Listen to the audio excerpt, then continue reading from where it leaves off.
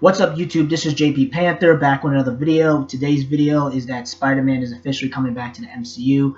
I think, guys, this is a really, really great thing. This is a great win for Sony. This is a great win for Disney.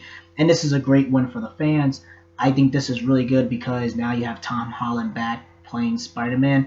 And I think it's really good because if you look at, we talked about this before, I feel like Phase 4 is the weakest lineup among all the other phases.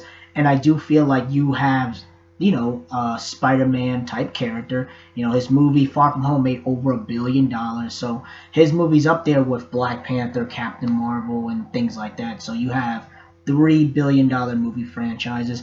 And I do feel like Spider-Man is that type of character that can bring everybody together.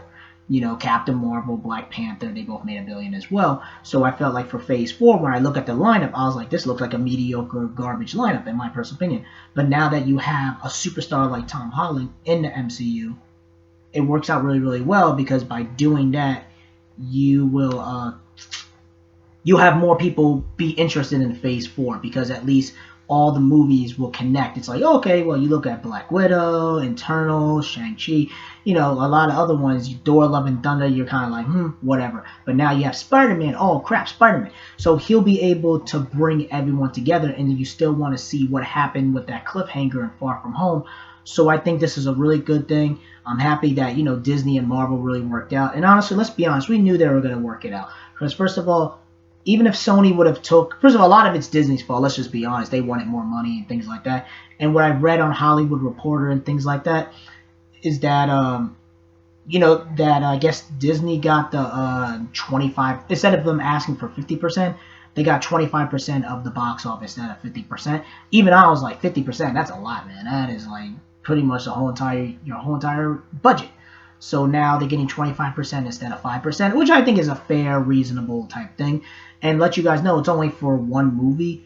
And I think, it's only for one movie. And then after that, I guess they said he's out. But I think they'll probably negotiate and probably put him in the next Avengers movie. I think he'll have his trilogy. I think, it'll be him and Tobey will be the only ones that would complete their Spider-Man trilogy. And I think they'll probably put in Miles Morales or Spider-Gwen or different Spider people as well to, for the Avengers and things like that, or in the MCU in the future. I think they'll probably work a deal to get them back as well, at least to get them in the MCU. And in my personal opinion, I just think this was a good win for comic book fans, for Marvel fans, for Disney and Sony to finally work it out and make sure that you guys get your crap together. It's all about business. I understand that the business side and the fanboys, you got to realize a lot of stuff is business.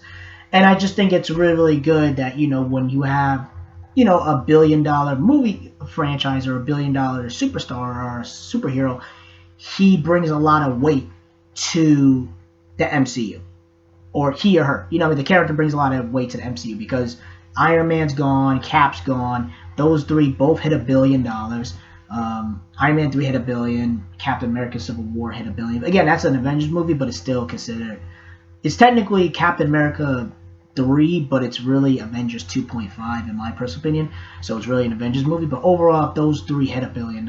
So while having those two characters hitting $1 billion, you have the demand, the supply and the demand is very, very high. And having Tom Holland in there, I think it's really good. And by doing that, you will get everybody together, and I think the MCU Phase 4, I still think it's a mediocre lineup, but I think when you have Spider-Man in there, I think he'll make it a lot better and make it work. Instead of just, skipping out of the movies, people will be more interested to go to the theaters and see it now. Because now he connects with all the other Marvel characters, and probably he either goes into the other Marvel franchise or, his next movie, either other Marvel characters come into his third Spider-Man movie, or he jumps into like the other Marvel movies and franchises and things like that. Just how how it was with Civil War and Infinity War and Endgame, things like that.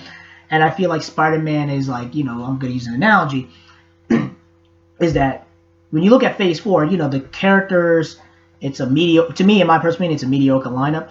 And to me, it's like having if we're gonna use basketball logic, Spider-Man is like LeBron James. He can take a bunch of bum ass players to the NBA Finals and win you a championship.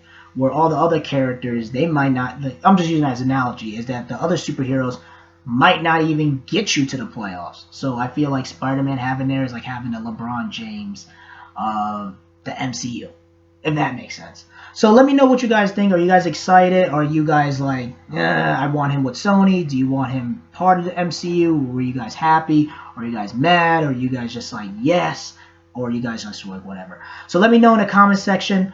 Rate, like the video, subscribe. Peace, and have a great night, and have a great day, and take care.